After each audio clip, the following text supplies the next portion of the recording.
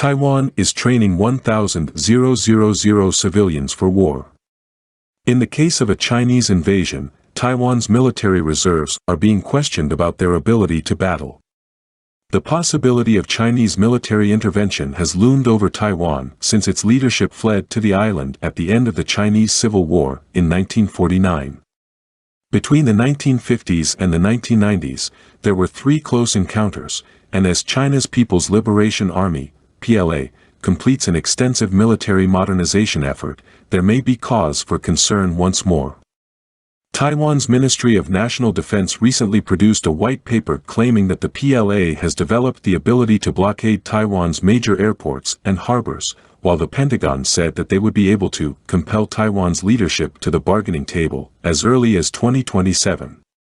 As her government's relationship with Beijing has deteriorated since taking office in 2016, President Tsai Ing-wen has concentrated on boosting the military force's capabilities and embarked on a large-scale weapons procurement drive from the U.S.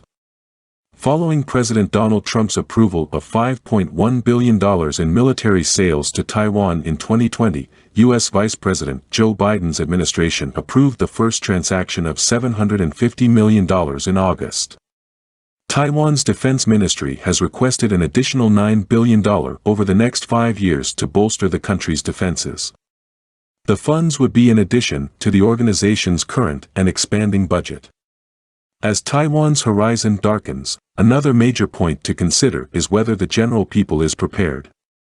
Most male residents are required to undergo national service, which in principle should equip them to supplement the professional military, which is now capped at around 188,000, according to budget figures, and rises to 215,000 when civilian contractors and trainees are included.